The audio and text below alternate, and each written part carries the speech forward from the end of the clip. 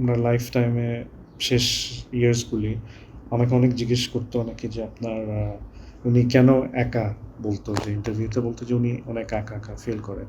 তো এটার রিজন কয়েকটা। তো ফার্স্ট রিজন হচ্ছে উনি আসলে ওনার ফ্যামিলি মেম্বার একজন, আমি ডিসক্লোজ করতে চাই না কে। তো সে আম্মুকে, আমার আম্মু কবরকে বিট্রে করেছে। তো আম্মু তাকে অনেক ট্রাস্ট করতো।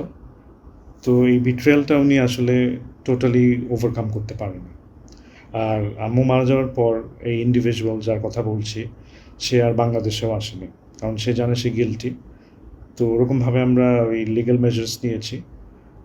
তো আসলে আমরা ওরকমভাবে আর কি এটা ফেস করব।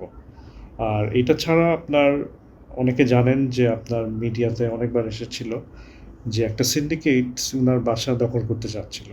এটা এখনও করতে চাচ্ছে, যদিও ইন্ডিভিজুয়াল যারা আছে, বাট এ সিন্ডিকেট মানে মেইন লিডারটা উনি হলো গিয়ে আপনার একজন গার্মেন্ট ফ্যাক্টরি ওনার আর তার ওয়াইফ। তো ওরা দুজনেই আমরা যা শুনেছি দেশে অনেক দিন ধরে নাই। আর তাদের রিপ্রেজেন্টেটিভস যারা আছে ওরা আপনার আসলে এখন আমাদের হ্যারাস করছে। তো আমরা চাবো যে, রিকোয়েস্ট করছি যে আমরা পাস্টে কোনো জাস্টিস পাইনি, আম্মু পাইনি, আমিও পাচ্ছি না। এখন আমাকে বিভিন্নভাবে ডেথ থ্রেট, হ্যারাসমেন্ট এইগুলি করা হচ্ছে। তো আমরা একটা পার্মানেন্ট সলিউশন চাচ্ছি যে ইন্ডিভিজুয়াল যারা এখানে ইনভলভ তারা যাতে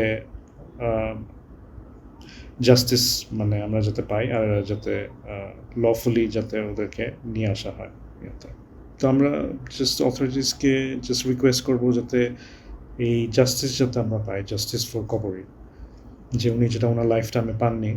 এই যারা এই এতে কনস্পিরেসি মানে to take over her flat involve যারা যারা আছে তাদেরকে যাতে মানে একটা পার্মানেন্ট সলিউশন আসে, যাতে ল যাতে মেনটেন হয় আর কি এখানে।